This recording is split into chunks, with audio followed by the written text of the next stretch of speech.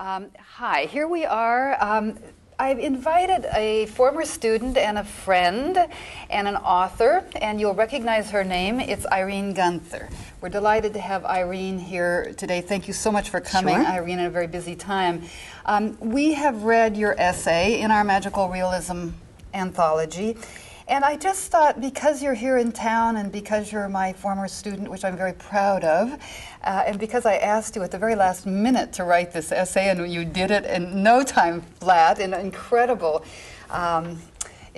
research. And Irene has another book that she's going to tell you about, or a book, I should say, that's equally wonderfully researched. So what we thought we'd do today is have a bit of a dialogue to change our format a bit, and talk a bit about magical realism as we've read about it in Irene's essay, that is magical realist painting in the mid-20s and later in Germany. And because Irene's field is really German political and social history during this period, she's going to be able to fill in for us some of our gaps in terms of the social and political background of these paintings. So let me just refresh your memory. I mean, we have seen these recently, but let's go, if we may, to the PowerPoint, and we'll look at some of the magical realist paintings. You remember it's on page 46 of Irene's essay that she talks to us about the two strains of magical realism, the calm, the conservative, the quiet. She says the objective aesthetic on the one hand, and you're looking at an example of that. And let me show you a couple more examples of the neoclassical, this very static, quiet, and then we get to the less static and the less quiet. This is an example of the second strain, the socially conscious, the grotesque, really, which is much more, it would seem to me, to be a political commentary, though Irene is going to tell us that both are political commentaries, but in their different ways. So you'll remember that Otto Dix is one of those that is called a verist, a V-E-R-I-S-T. We're back then to the neoclassical side for a couple of images. Carl Grossberg, again, that quiet, that static, that the strain that Franz Roh loves more, I think. It's this strain that he talks about more than the verist or politically aggressive side. But it's here that I want Irene to start talking to us in specific terms about this image and these other images that are based in German political realities. So, Irene, what can you tell us about George Gross and Otto Dix and these verists?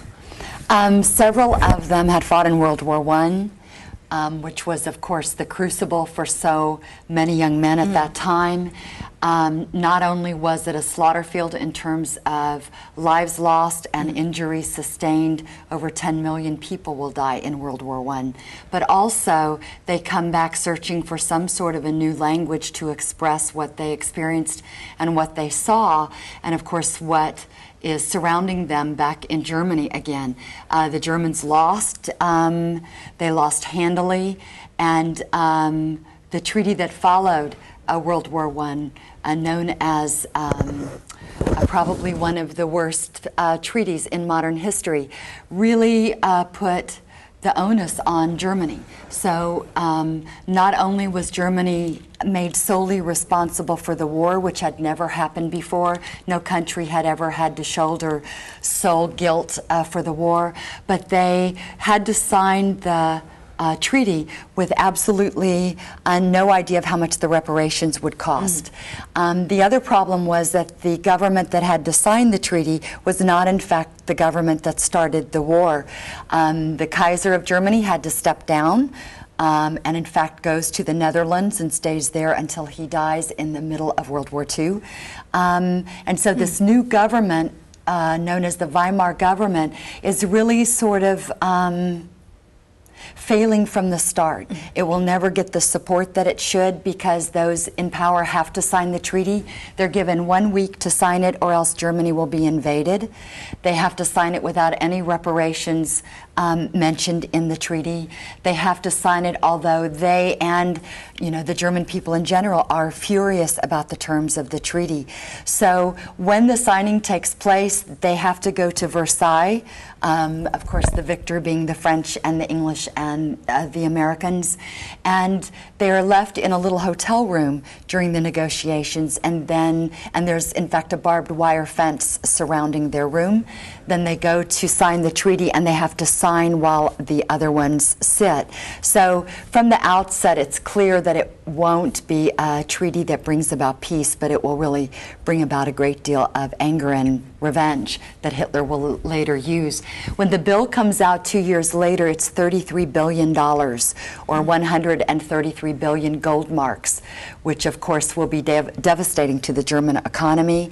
On top of that, it will open the door to a lot of right-wing parties that will really exploit the fact that the Weimar Republic had to sign it. They'll refer to them as traitors, and so really the chaos in the streets begins at that time. The government will decide, in fact, to make money in an effort to pay those reparations as well as to keep workers' wages up. And the more it prints money, the less the money is worth. And that's really what Gross is focusing on, is this, on the one hand, this sort of conservative part of Weimar that would like the king back and the things the way they were before World War I. And on the other hand, of course, there's great hunger and need and confusion as far as the regular German working class is concerned. So in most of his paintings that he shows, you'll see these sort of bourgeois images of the well-to-do who have made a great deal of money off the war, men in top coats, women in their finest attire going off to this party or that. And of course, most street scenes also in Dix's images will show either a match seller or a cigarette seller. Usually he's a war cripple on the streets on his knees because he's lost his legs, for instance. That's what you show in your essay, do you not? That particular, the match seller It's image. very famous because you see all these sort of glitzy images walking past him as he's looking up for help.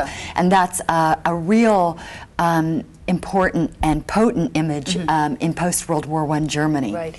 Let's go to another of his images here, or maybe, I believe I pointed out to my students on the very left-hand corner of our left, that is, of the painting. Maybe you want to call attention in particular to that figure. Yeah, you can see him right there on the very edge, and in fact he's almost covered up by this sort of snobbish-looking man in his top coat, right? Yes. I mean, top hat and coat and cane. You can also see some of the women in the background well-dressed, a man with a coat on.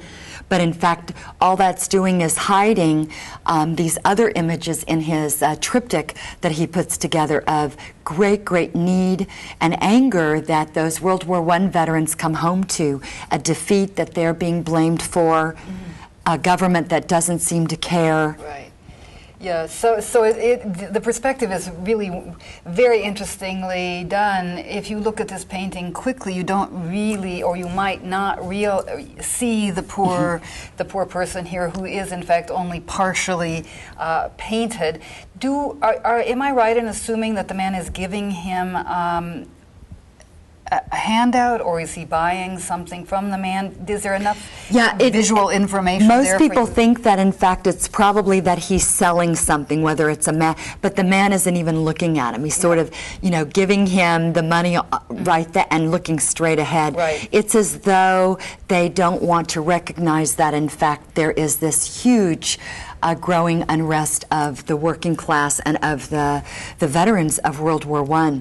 It's in that group of World War I veterans who are so bitter and know no other comradeship, really, but of the trenches, that you'll get some of these paramilitary groups that become very popular for a while in 1923-24 Germany. Hitler, of course, will end up trying to pull together a putsch or a coup, an overthrow of the German government in 1923. And by the end of, I think he's arrested in November of 23, and by early January, February of 24, what had been about 4 marks to a dollar generally, by that time was already 1,000,000 marks to the dollar. And by end of 1924, it's over 1 trillion marks to a dollar. A turnip would cost about 1 billion marks. A bus ride across town is about 1 billion marks. A postage stamp is about 1,000,000 marks. And so there are images in Weimar Germany of people with, what do you call those, push carts. Running from one store to the other, hoping that in fact their money won't lose more value as they run from store to store. Workers are getting a paycheck every hour, because every hour the rate of exchange changes. And one of the most searing images I ever saw was a photograph of a woman in this very luxurious house that's totally empty, and she's sitting on a stack of boxes, and that's all she has left. The whole house is empty. She's wearing a nightgown and this very ripped up overcoat, and that's all that's left of her very bourgeois existence. My goodness. Well, let's look at another image here of Gross, and again, now I think this is such a famous image of his. Tell us about it, will you? This is called Gray Day by George Gross, who really, I think, is the finest of these artists. And will, of course, be hounded by the Nazis for his political art. But the thing that's so great about this painting is the image you see first, of course, the one that's smack in the middle of the screen, is of the government, smug government worker, right, who acts as though there isn't a care in the world. He has puffy, fat cheeks, obviously well nourished, and the sort of image of him as a not caring and very smug government bureaucrat. Right behind him, of course, is an image of the soldier of World War I who's returned home. It's clear he's disabled. He has a cane. Looks like his arm is missing. And very bitter, of course, and sullen as he's walking by. And then you'll see an image far, far in the corner, which is of the industrial worker with no face, the faceless worker, because that's how they felt like they were treated at that time. In the upper left-hand corner, that's right. And so all you see is this small image, no face whatsoever, and Gross felt like that was probably the most important image on the screen, because in fact, you know, Berlin at that time and Germany more generally had become one of the most industrialized nations very, very quickly, in fact, and it's the worker who does that, but of course he's not given any thought or any attention. And then finally on the right, very back in the corner there, Gross wants that to be the industrial either manager or in fact owner, but generally we think of him as the factory sort of white-collar manager. Yes, right. Yes, so you have a peeking out an entire sociology here on this canvas, and a very critical one as well. What do you do with the composition, just for the fun of it? That brick wall that's broken, so that I mean, it's obviously magical real in the sense of its perspective, or let's say it's not realistic, because we have that brick wall that then suddenly it looks as if the war-wounded man is walking on it. It's a very flat perspective. I think, would you say perhaps there's some idea of emphasizing the hierarchy here? Oh, very much so. I mean, just the fact that he puts the government bureaucrat in the very front with all the light really of the painting on that particular image, and as you go farther back it gets, you know, more and more shadowy. And then, as I said, the faceless worker is very important to note. He did that purposefully, of course, because the working class in Germany, pre-World War I, the Socialist Party was the largest party of all. It had a great deal of power and influence, and when the war was declared, the Socialists made a big mistake by throwing all of their clout also into the war. Patriotism was the order of the day, and all those political parties of pre-war Germany were supposed to hold hands in support of the war effort. And of course, they will regret that in the 1920s. It sounds a little bit like our situation today. If Yeah. I mean, where in times of war, it's considered bad taste. Unpatriotic. Yeah, unpatriotic. In fact, some of them will be called traitors if they don't jump on the bandwagon. So the Socialist Party makes this very important mistake, important if you know German history, of throwing itself to the war effort. And some of them, in fact, volunteer for the war effort in the first year or two of the war. In the post-war years, of course, the Weimar Republic was known as the most democratic republic ever founded. It has a constitution that was more democratic than the United States. And tell us when the Weimar officially begins. Weimar officially begins in 1919. Okay. The war is over in November of 1918, famous 11th hour of the 11th day of the 11th month of 1918. The guns on the Western Front are silent. And then, of course, the negotiations for the treaty begin. And the Americans, who, of course, came very late in the war, 1917, Wilson will try to put together a peace that's really ridiculous. He talks about peace without victory, meaning no revenge. He wants all countries in Europe that will be created from these old empires like the German Empire, the Austrian Empire, the Russian Empire, to all be democratic republics, when in fact none of them had any experience or history in that. And then, of course, America goes home and leaves them to sort of fend for themselves. So one by one, you'll see, we focus on Germany because, of course, it has such a nefarious reputation, since Adolf Hitler will come from the ashes of the Weimar Republic. But at least for a while, it was one of the most remarkable cultural and political flowerings, really, in European history. Despite the economic chaos that you've just described. In fact, I think that's what propels that cultural flowering.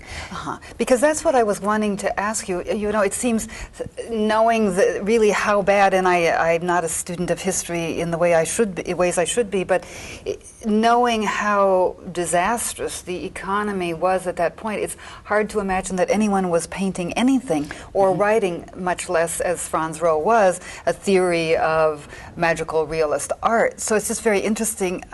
Perhaps as Americans, it's hard for us to imagine that people do keep on with their intellectual pursuits in spite of great political and social chaos, really. Yeah, distress sometimes brings about the finest. The creativity. Yeah. But I will say that during that period where there's such great inflation, in fact, it's the highest and worst inflation in monetary history. There's never been anything recorded like it.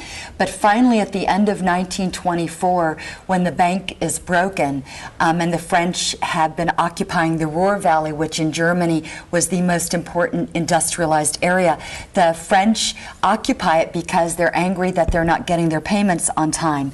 And in fact, the English later note that the French were looking for an excuse. And the Germans were supposed to pay either in money or in kind, meaning certain products. And they're laid on a delivery of telegraph poles.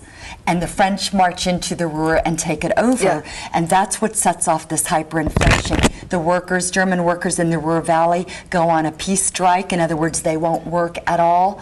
And they're not rioting, but they're simply not working. And by the end of 1924, things have gotten so bad, and there's politically such distress that finally a new reparations payment is put together, largely created by an American banker. His name is Dawes. The Dawes Plan is put together, and that will restructure the payments so that the first payments are smaller, and then as the Weimar Republic stabilizes, they're supposed to get bigger. So from about 1925 to 1929, when the stock market crashes in the United States, it is what we call golden years of Weimar. There's stability. Finally, some support is thrown towards the Weimar Republic. It is truly a remarkable attempt at constitutional democracy from a Germany that had never had that. Women have the right to abortion, they have the right to work, they have a right to equal pay. I mean, it's really an amazing document. And then in 1929, of course, when the stock market crashes, the United States starts pulling in its loans. Well, what had happened with the Dawes Plan was, while they restructured everything, the United States was owed a huge amount of money by England and France for the war. And the only way they could pay was if Germany paid them. So they had created this domino effect. Wow. So as soon as America called in its loans, England and France tightened the noose on Germany. And so one by one, they sort of fell like dominoes, right. But it's those years that you'll really see remarkable stuff. Yeah, thank you very much. There's that wonderful book by someone on the Weimar arts and cinema. Who is, do you know that book? There's several, but probably one of the best is by John Willett. That's exactly the one I'm thinking about. That's exactly the one. Very, Art very and politics, famous. yes. Because what he does is not much narrative, but it's just a chronology month by month and year by year of what's going on socially, culturally, economically. Yeah, John Willett. Willett. He also later writes a book on the Bauhaus that's very terrific. Good, very good. Well, let's see if we have any more. I know we do. Let's take another look here at. Your opinion is that George Gross is the best. Otto Dix happens to be one of my favorites for the tremendous. What shall I say? The cutting edge of the acerbic, all of that pink, and yet this is that drink with the straw. It's so There's ironic. A bite to every bit of it. So ironic. Let's look at a couple of more of his portraits, and then we'll go back just so we get an overview. This is of course his self-portrait. Mother I. Which I think is so funny. It's such it's funny and grotesque at the same time. As I think I pointed out, it's a parody, of course, of a Baroque portrait with the draperies behind and her hand on the little table, and yet the figure herself is so very different. So, do you want to comment on say this one or any of them in particular? I just think Dix is so great for the way he goes about, his portraits of people. They have such an edge to them and such a bite to them. There's this anger almost. I mean, I can almost sort of feel it. And part of what the Neue Sachlichkeit or magic realist artists were trying to do, especially these more political ones, was to say everything with as little as possible, rather than overdoing, which is what the Expressionists did. It was always way blown out of proportion, very much so. The Neue Sachlichkeit artists really try to do it with as little as possible, but still grab the viewer, so you can't help but feel what they're trying to convey. Right. So that's a very interesting point. I hadn't thought about magical realism as being minimalist, although we do include in our anthology Franz Rose's section on the miniature. I hadn't really quite translated that into a minimalism, but you're right. Even the street scene, both of them that we saw of George Gross, has a kind of minimalism to it that is shocking, intended to shock in a sense, isn't it? In fact, they feel like the less amount of clutter in the painting, the more likely their message will come across. And especially when you compare it to German Expressionist art in the World War years. I mean, it's apocalyptic, and it's filled with fiery colors and very dramatic, and tons of paint on the canvas, lots and you of can texture and so forth. You can see the paint. And it's rare in Neue Sachlichkeit art that you can see it. It looks almost like a photograph. It's so clean. Right. So that urge to give a surface that looks utterly tranquil at the same time that the images are not so tranquil at all. And in fact, that's exactly right, because as it appears to stabilize in Weimar, underneath the surface, there's all of this stuff brewing. Otherwise, how could someone like the Nazis and other left-wing groups be beating each other up on the street? And the right-wing groups like the Nazis are also taking to the street. So you have this remarkable boiling underneath the surface. Very interesting. I'm sure that if I were a better historian, I would know who this writer, or better literary critic, I would know who this writer is. Do we know anything about her? A little bit. She did literary criticism. She didn't do any big novels, so there's not any reason why you should know about her. Thank you. Many times Otto Dix would simply paint people that he knew in that artistic circle, especially those that he felt had faces that he could really do something with. Right. Well, she certainly does, not to mention the hands and the legs. And the cigarette, and the very short hair. That's one thing I should mention, too, is, of course, Weimar never got the attention, or Berlin, I should say, never got the attention that Paris did.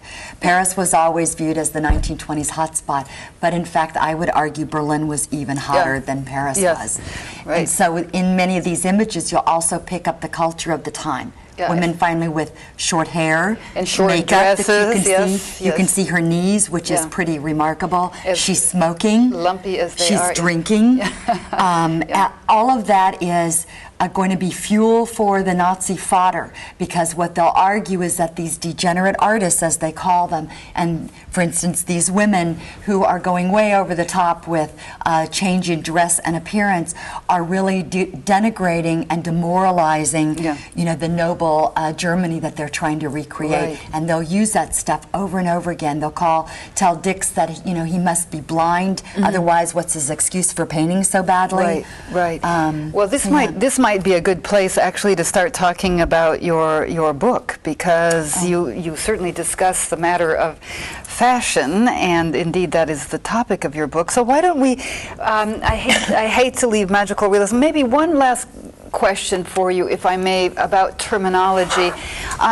The new objectivity, Neosachlichkeit, in German, and magical realism, as you point out in your essay, and as I've pointed out, tend to be interchangeable terms, and it tends to be the new objectivity that in art history sticks.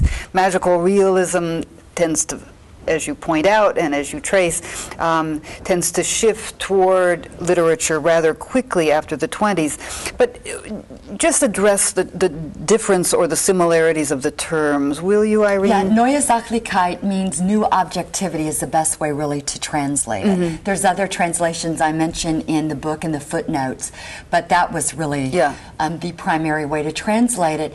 And its Sachlichkeit is thingness, isn't it not? Or thing is in there someplace. Sach means a thing, Sache. And yes, and so the way they translated it, new objectivity, really should be a longer phrase, the new objectivity of things, because they're looking at particular things and trying to get to the inside of that thing as coldly and as objectively as possible. And what Rowe is referring to is more this uncanniness of things. So I've done some translating also of Freud, and there's that same almost spiritualness that Franz Rowe picks up in things. He loves so that. He really focuses on that much more than on this detached new objectivity that Hartlow will take over. That's right. But the other thing that I think is important is here in the States, also in Central and South America, if I'm not mistaken, it's magical realism, but in Germany it was magic realism. Francois really and obviously must have chosen that. If he would have used der magische Realismus, in other words, the magical realism, it would have been an adjective for realism. But he purposefully called it magischer Realismus, which means magic realism, as though the two were exactly the same in terms of importance. Yeah, very, very interesting. I hope we translated Rowe correctly. Did we put magic realism? Yes, in my article, absolutely. Do. I think but it's I wonder. I'll have to take a look at Wendy Ferris, of course, who translated Franz Rowe. But I have to say, we cheated. We translated the 1927 Spanish version of his essay, so we should have... Well, German's a tough language, well, so I don't blame you. We didn't have you handy at the time, and since both Wendy and I are... looking at the title of the book, that's, of course, the accepted way to say it. Yes, in English, absolutely, but it's very interesting, this distinction. But you were saying about Berlin and about fashion, about women's fashion, Berlin as opposed to Paris. You were also saying that Hitler picks up on this degenerate fashion of women and painting and so forth, and the arts in general. Tell us about your book. Irene has a book that has just been published, well, just what, 8 months ago? A few in months, England yeah. in May, and in the United States August. In August, so just is right. And it's called Nazi Chic. And it has a question mark after the title. And what is the subtitle? Tell us the Fashioning Women in the Third Reich. Yes. So tell us about it. Tell us about it. And we're going to see some pictures of fashion during the Third Reich, which, as you'll see, is something quite different from what we're seeing here. So. Yeah. It's a book about how the Nazis tried to construct an image of females that would do several things. They wanted this image to uphold their gender policies. Women go home, have children, you know, be the Hausfrau. And of course, largely that policy was an economic policy as well. They wanted more and more women to go home and away from work so that there would be work available for the men. Because the Nazis knew if they could get the unemployment rate down after the Depression years, they would be, of course, very well supported. So there's that image. Also, of course, what they call Blut and Boden, or blood and soil image, referring back to early German history, cultural history. So they'll come up with an image that also upholds and reminds Germans that they're, you know, this modern Germany is not nearly as good as this pure, early rural Germany. So I'll show you an image of that. But Berlin in the 1920s was not only the hotspot culturally and artistically, but it had become the premier center for fashion. It made more money than Paris did, particularly on ready-to-wear fashions. See, here we're seeing one of these beautiful in fact, I just think images. That's just a great image. It's a photograph of a woman who also was a very well-known model, and she's modeling their late 1920s Berlin high fashion. Most of the best designers in the industry were Jewish, so of course they'll also be targeted, along with women who were wearing short skirts and behaving inappropriately according to the Nazis. They will also go after the Jews and blame them for the fashion. Immoral fashion and for producing clothing that falls apart, in other words, ready to wear, and for pushing what they called the spiritual cocaine, these immoral fads on unsuspecting German women. So the book is really about how they try to fashion this new image of German women and how most German women, in fact, will have nothing to do with it. Yeah, and ultimately, of course, how the Nazis and how any military dictatorship, I suppose, or even non-military dictatorship, is interested in controlling the minds and the bodies of not only women but men. But your topic, of course, is women largely. And especially in this media age, I think it's real important to think about, you know, what do our first ladies wear? What did they wear the night, for instance, of the election returns? You know, what did their suits look like? What does that convey? Or if we look, for instance, at Afghanistan, you know, the big thing was women shouldn't have to wear burqas, right? I just think that truly how we dress oftentimes speaks volumes. Sure, and how we look. I mean, the issues of makeup and smoking, which I know you treat in your book. Of course, we all know that smoking shouldn't be done by any of us. But makeup, my goodness, we're sold, in a sense, makeup. So there's this idea of communal obligation, I think, you know, even if it's not dictatorship, even if it's not Nazi regime, is something that's your book touches on. Oh, very much. I mean, and the smoking thing was not just that it looked immoral, which they thought. There was a very important political reason behind them targeting women smoking, and that was the Nazis wanted to up the birth rate. It had dropped dramatically by the turn of the century as women were becoming more in control of their bodies, and by the end of World War I, Germany had lost so many young men, such a huge generation of young men, that there will be a real push for women to get married and have children. And they felt that the birth rate would stay low if women continued to smoke. Yeah, very interesting. So it was less about if they're going to die of cancer and much more about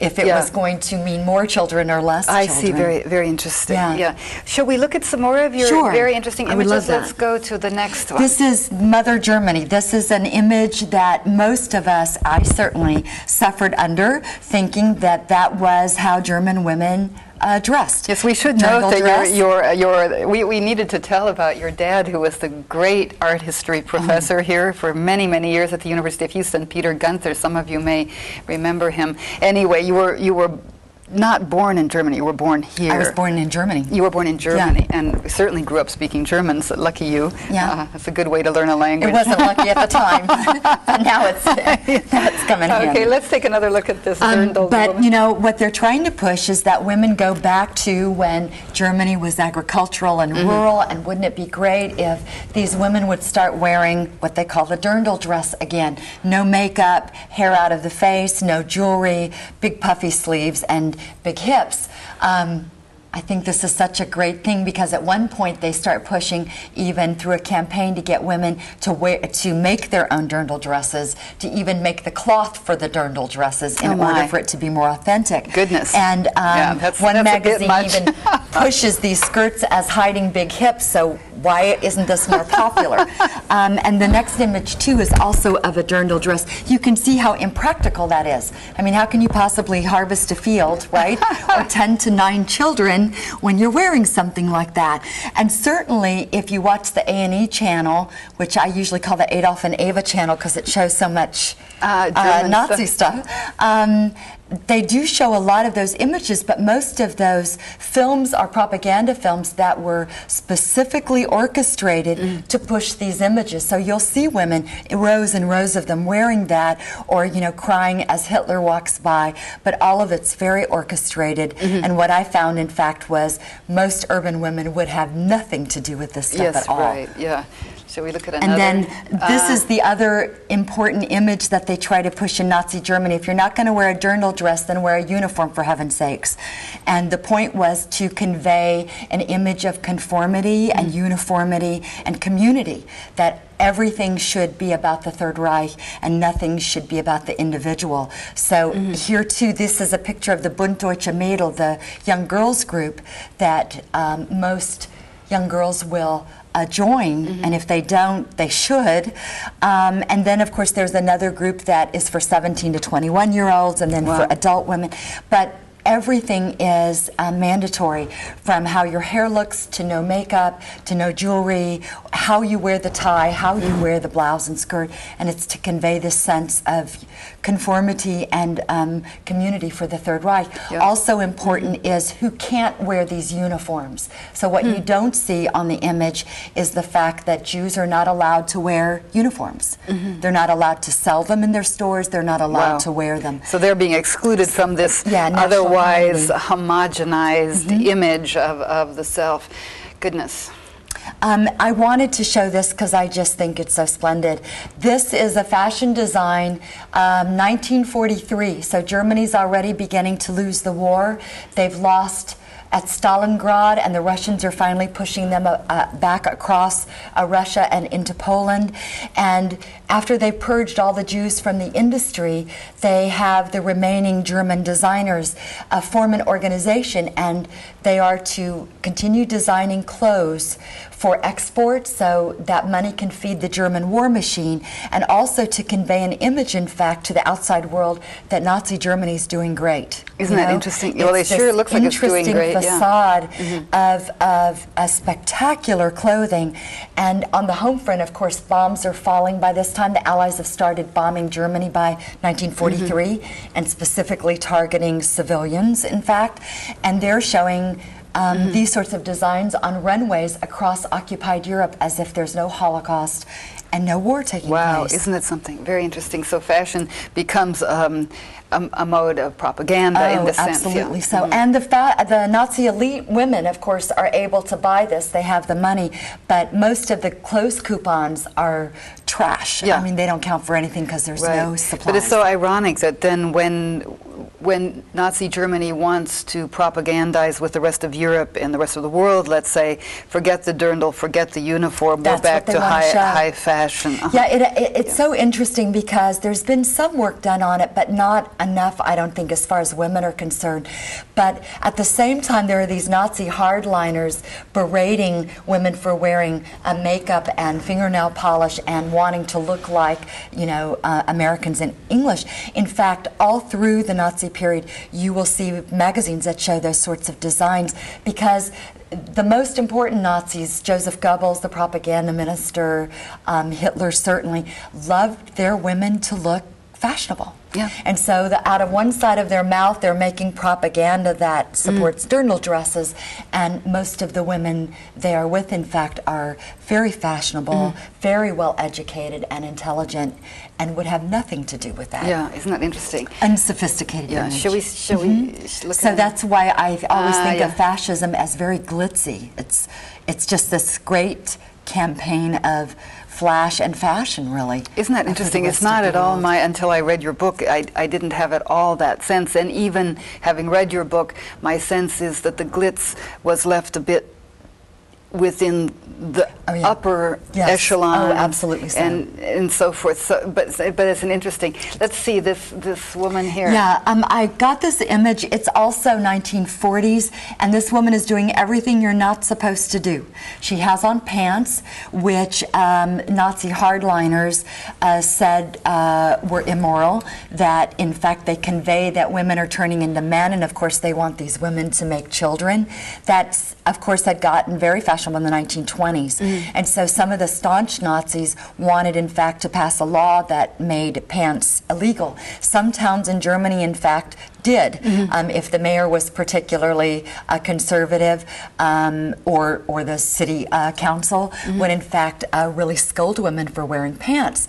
But of course, that runs into a problem because during the war years, when there's no gasoline and there's no cars and women are walking or riding bicycles, they have to wear pants. Yeah. And when the clothes situation gets very bad on the home front, oftentimes they're wearing the pants of their husbands who have died in the war. Yikes. So many of the women who I interviewed, in fact, said had it not been for their dead husbands or dead sons' wardrobes, they would have had nothing to wear. Wow. So they'll take their jackets and their pants and cut them. So this woman is wearing pants. Yeah. She looks very fashionable. Of course, she looks like any American magazine in the war years, right? Yeah. I mean, I couldn't tell the difference. She has fingernail polish and she's smoking a cigarette. She's doing everything those Nazi hardliners don't want her to do. And she has her gloves under her arm. Is that what those are? So, so that would be like winter time of tenue. And you can look at it as a uniform, but what's interesting is some of the fashion schools in Germany, because the volunteer rates were dropping so quickly among women because of clothes shortages and bad pay and bad hours. So the Nazi government puts together this campaign to come up with more fashionable clothing that women can wear in factories. They have other things to worry about. You know, children at home, bombs dropping, and still they're trying something like this. So I thought it was a great photograph. It is a wonderful photograph. Are there more? There's a few more. Okay. This is I have two images or two or three that have to do with the Jewish part of the story, which of course is absolutely important, as important as the Nazi part of the story, and that is that the fashion industry being largely famous because of its Jewish talent and long history of Jewish manufacturing and tailoring. The Jews, as they're purged out of the industry, will be pushed into ghettos, first in Germany and then, of course, also in Poland when they take over Poland. And many of those ghettos were given orders by the German government and also by German businesses to manufacture X amount of underwear, clothing, shoes, either for the military or to make money back at home. And that was the only way some of these ghettos kept their civilians alive, was by manufacturing as much as possible. Some of the workshops that I studied, hundreds of shoes per week, which would then go back to the Germans. And of course, I find that so twisted because the propaganda campaign to push the Jews out was that the Jews, in fact, had demoralized German women. They had made sloppy clothes and shoes. And of course, let's get the Jews out. And here they are having Jews in ghettos manufacture clothing that then will go back to German stores, of course, with no label on them saying where it came from.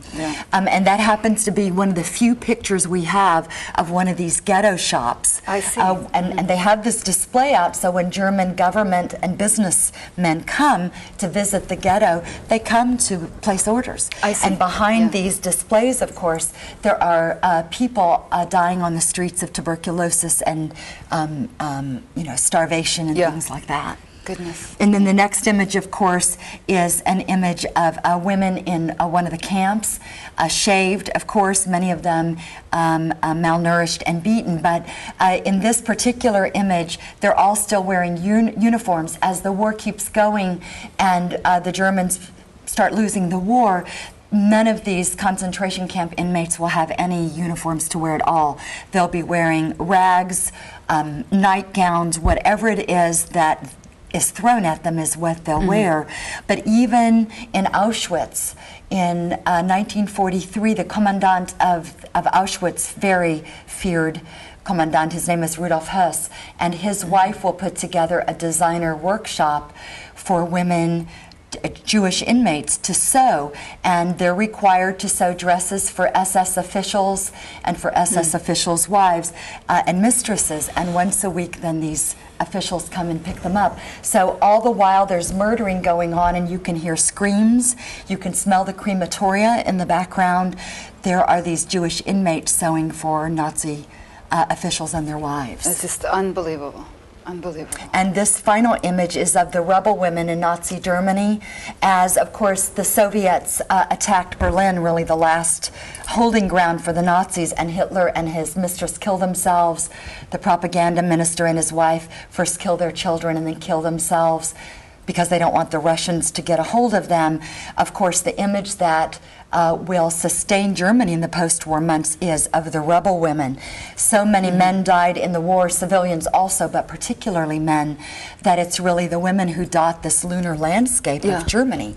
And they will get extra rations, bread rations, if they help clean the streets and start building up the buildings again that the Allies had destroyed in bombings. So the last fashion image really of Hitler as the Third Reich crumbles is of what we call Trümmerfrauen, or rebel women. Yeah, the word fashion somehow doesn't seem to apply, does it? No, but one thinks of fashion as fashionable, but I know you're using it in the larger sense of what. And the first post-war fashion show, in fact, is literally a matter of months after Germany has surrendered, and the woman is wearing a Flickenkleid, this dress made out of hundreds of pieces of scraps of material. Oh my goodness. You know, we make quilts purposefully like that, but they were having to make their clothes like that. Piece together their and clothing. Her purse is made out of gas straps, abandoned gas mask straps. Oh my goodness. So it really is a very telling image of Right, Germany. and it expands or amplifies the term fashion almost to its limits. But this idea of self-fashioning is so interesting too. Just talk a bit about, I mean, you have been all along, but fashion as a mode of self-making, self-expression. Of course, we can say under Nazi Germany, it was expression of the state rather largely, rather than of the individual self.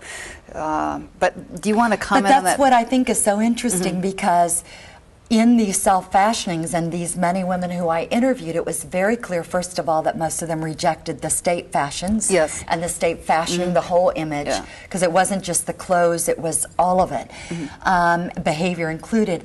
And most of them, of course, were so tied by that time to mass markets and consumer culture and wanting to be a part of that international market that the Nazis had a very difficult time in doing that.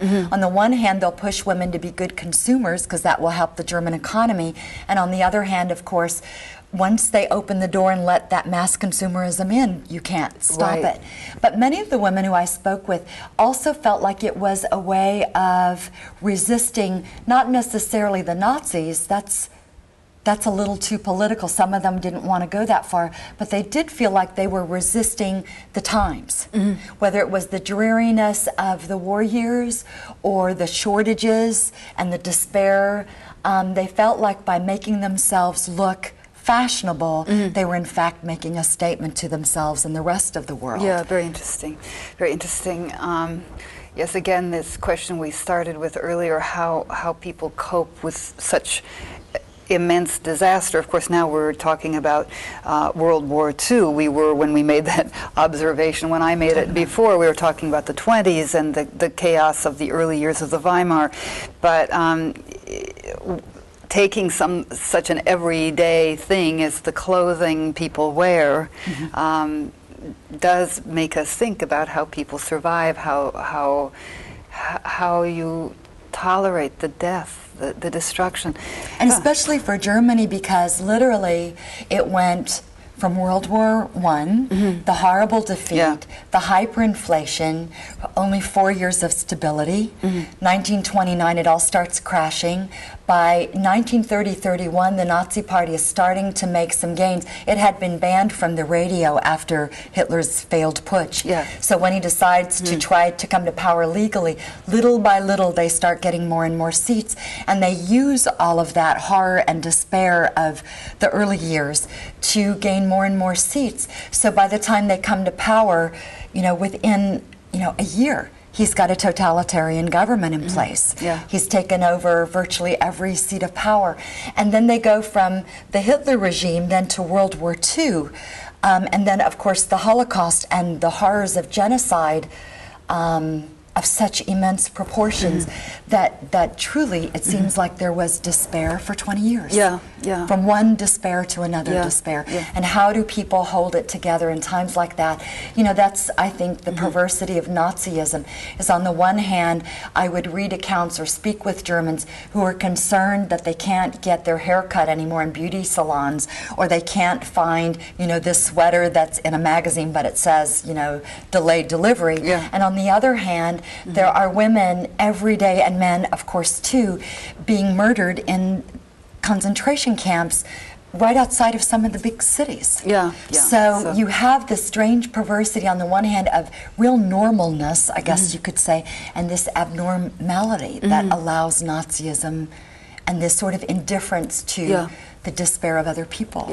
So what's interesting for us in terms of our magical realist painters is that none of them withstands the Nazi pressure. I mean, artists in general are silenced or made invisible. Some of them will jump on the Nazi bandwagon. Well, there is, that's right. That is right. You do talk about that. It's not artists altogether, but the ones that we've looked at today, those social critics, certainly are not appreciated by the Nazi regime. And indeed, Franz Roh was himself interned in a concentration, for a number several months. Yes, and then really silenced. He didn't dare publish anything until after or late in World War II. So he was silenced from, let's say, 1933 through 1945. Yes, through 1945. I think that's right. So that's a long time for a scholar not to write.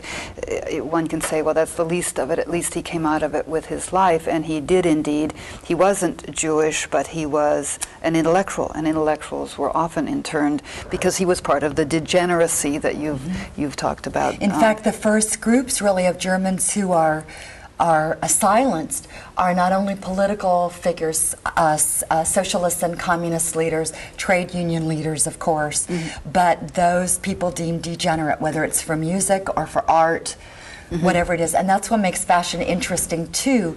They never did that in fashion. They tried very hard to shut down the Jewish salons, but they weren't able to do it until almost the start of World War II. But the artists, they were able very quickly to pull those art, the paintings from museums and sculptures. Kinta Kollwitz is a great example of one of those anti-war artists who was silenced. Ernst Barlach is another one for those of you interested in art. But most of those that you show in your article were given what they call professional ban, where they were not allowed to paint or to exhibit. Sometimes even there were impromptu visits by the SS who would check their paintbrushes to see if they had been in fact that's very interesting. all. Yeah, so when we wonder why the term magical realism slides rather quickly to the literary side and to the Latin American side, we have only to remember that magical realism and every other kind of art was having a terrible time during the entire 30s and half of the 1940s. Yeah, indeed, the whole 40s. So that's very useful for us in terms of contextualizing these origins of our term in art.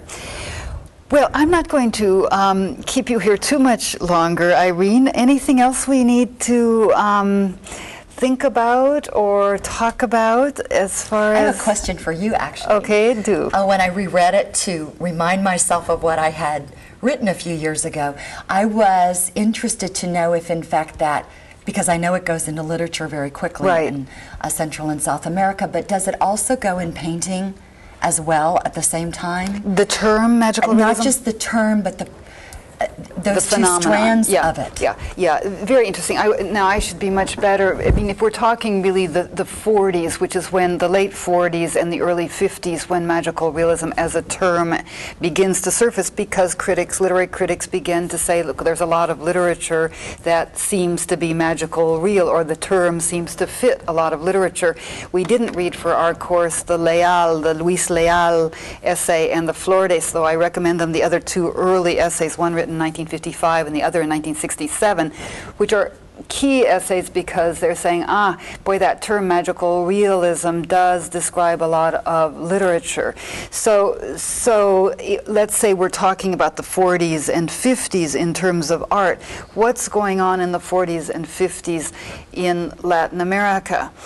Surrealism never enters Latin America in the ways, I mean, there are surrealist painters, but they're exceptional.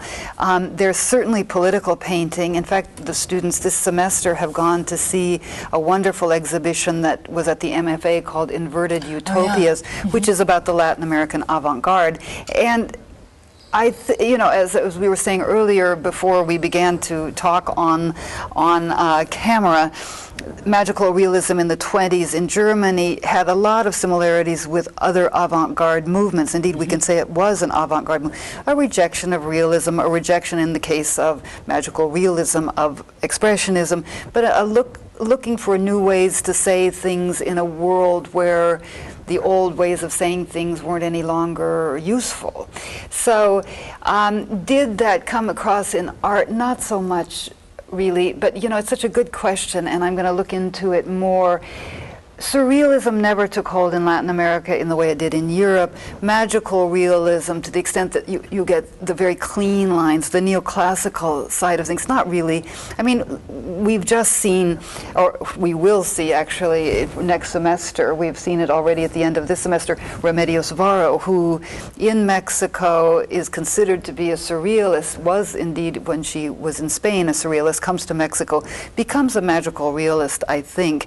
But it's not as if there was a great influx of, let's say, counter-realist painters or anti-realist painters. Latin American art has tended to be political in ways that defy the counter-realism of magical realism. Having said that, it's a generalization that's full of holes, and there are plenty of exceptions to that. But if anyone's interested in pursuing this, I recommend the catalog for the Museum of Fine Arts show exhibition that was up until September of this year, 2004. You can get the catalog at the Museum of Fine Arts bookstore, and it is wonderfully comprehensive about the various avant-garde movements. And there's plenty there that's abstract and plenty, but I don't think of any of the kind of hyper-realism that magical realism is usually associated with. I don't think of any, but that doesn't mean it doesn't exist. Good question. You need to write us another essay for the for the 10th edition of this book. Well, thank you very much, Irene, for coming, I'm so and glad I thank came. you for your essay, which has been much read and discussed not only by my students but by a lot of other people as well. So good. it's a great contribution. Thanks so you. much. Okay.